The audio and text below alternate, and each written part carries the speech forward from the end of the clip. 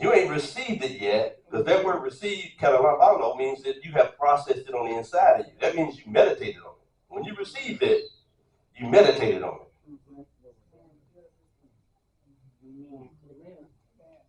You've been exposed to it.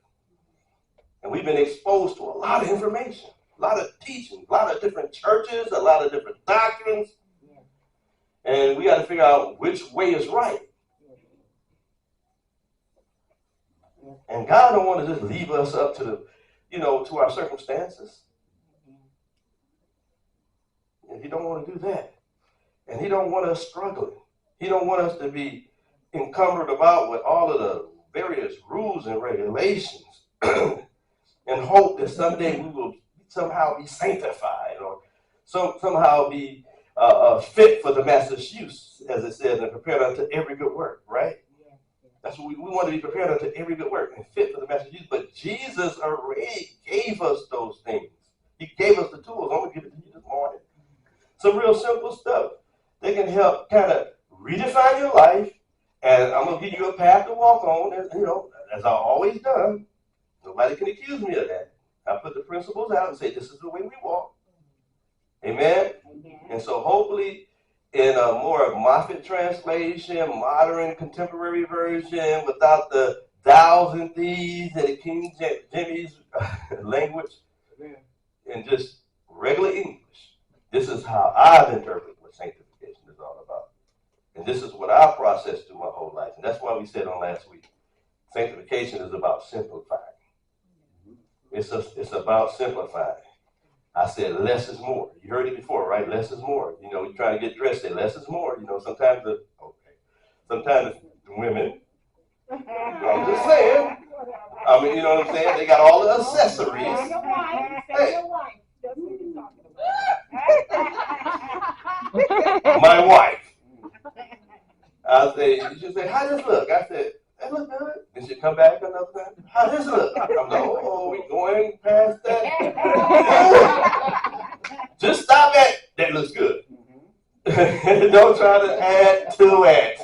Sometimes they want, they want to look good, and we want them to look good because they represent us. They're a reflection of it. The woman, the wife is the glory of the husband. So we want them to look good. We don't want to just step out looking all cockeyed and great. But sometimes less is more.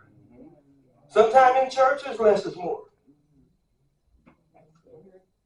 I know we like big buildings, we like all of the amenities, but sometimes less is more. I'm going to leave that alone. Let's talk about you. Yeah, that's what we got to do. We got less is more. So we got to simplify our life. Amen. You have to simplify your life so that you can let go of what you don't need so that you can hold on to those things you do need. I mentioned this last time. That's the crisis of change. Every paradox in your life is a crisis of change. It allows you, God allows you to mediate the direction of your life. Every time crisis comes. You ain't supposed to like flip your wig. Not another pun. You ain't supposed to spaz out. You ain't supposed to just like lose it. You're supposed to say, woosah. No. You're supposed to say, okay. You're supposed to say, okay, God, you're speaking. You're saying something. And you don't want to wait for a crisis to get intimate with God. See, most of us, it takes an emergency for us to respond to God. No. You respond to God when good times and bad times. As he said in the book Ecclesiastes. He said in Ecclesiastes 7:14, he said, I set the day of adversity and the day of prosperity against one another.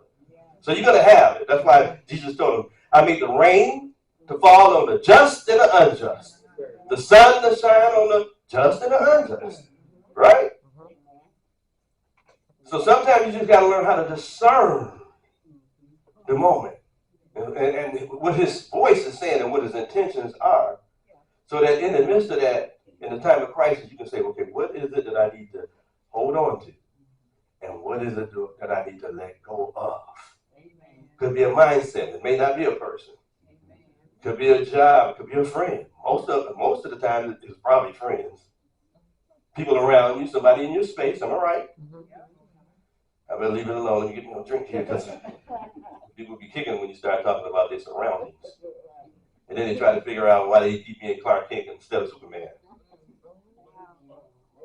Mm-hmm. Yeah, they come to church looking for Superman. Mm-hmm. Underdog. You know, they come here and get charged up and go home and find out, well, what the phone moved. I can't change. Y'all got that? We need to be able to discern certain things that's in our life, be it good or evil. We need to be able to know the direction of our life, and that's a part of sanctification. I know you probably never heard it that way because they told you, touch not, taste not, handle not, don't go over here, leave this place. They taught us it was about people, places, and things.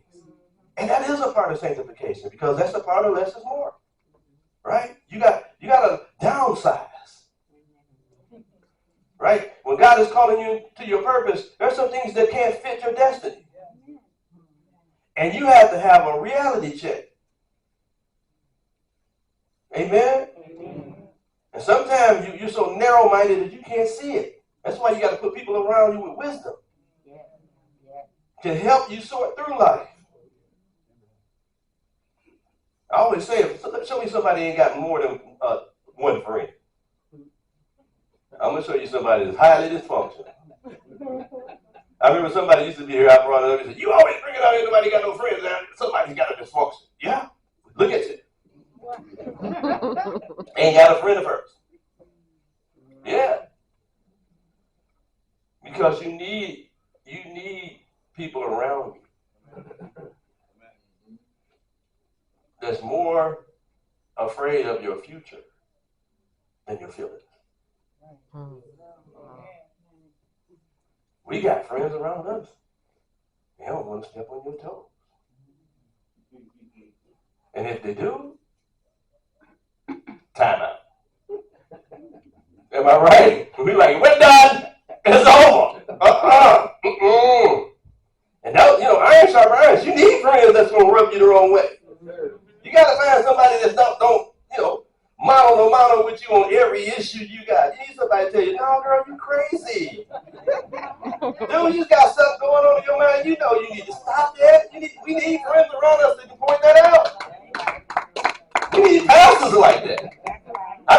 We can't, I'm just talking from my own standpoint. This stuff we can't even say. We be knowing, and that's ebonics. I know what I'm saying. We be knowing, and we be wanting to help. We be like, man, you know what? Oh, my wife and I sit at home, I said, baby, I just want to tell them. She'd be like, no, you can't tell them, baby. You can't tell them. Because she already know the repercussions of it. Because people will check out on you when truth comes. Because whenever truth comes, controversy always follows. That's right.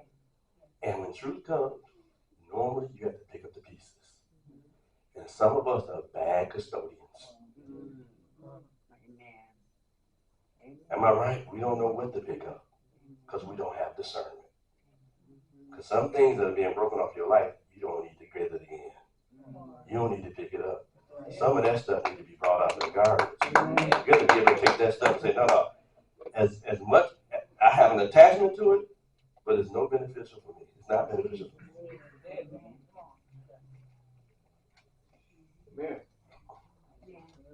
That's simplification. That's where we got to get, where we understand little decisions affect the big picture.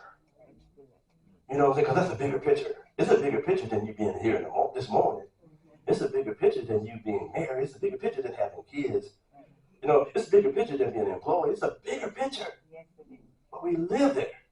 It's a bigger picture. It's a bigger picture. I'm constantly simplifying my life, redefining, revising all their words, in my life. It's just, I can just go so many ways with this, but because most of us, the world has showed us or shown to us, and then it has shown us certain limitations as it relates to certain decisions that need to be made. And it has imposed upon us false mindsets And so that becomes our goal. Now, you get what I'm saying? And some of it like, okay, hypothetically, you need to go to college. That ain't for everybody. Amen. You need a trade. There's some other avenues than just saying, you know what, I'm going to get indebted for 4 years. I got to get married. I'm 38. I got to get a wife. Got to get a husband. You know, the picket fence is not white. You know, I gotta find my knight in shining armor because I don't know if I wait any longer, he won't be able to get up on a horse. Am I right? That's I step down. Y'all know I'm telling the truth. There's certain things they told us. And it has shackled us. And then we won't go to the author and finish up our faith and say, okay, God, what is your purpose for my life? What are you saying in this season? Because Proverbs 15:23 says a word in season, how good it is. I need to have a good word from God. So that I don't have to stay in the illusions that the world has imposed upon me since my birth. And that's why we got to be born again. Amen? Because our decisions, little decisions affect the big pictures. And we got to make up our minds that we want God's purpose and plan for our life. How did it happen? Number one, let me give it to you. I just cut through 2 pages. First thing, because if I don't give it to you today, I won't be done, and I'll have like a serious series. You know, it would be like in March.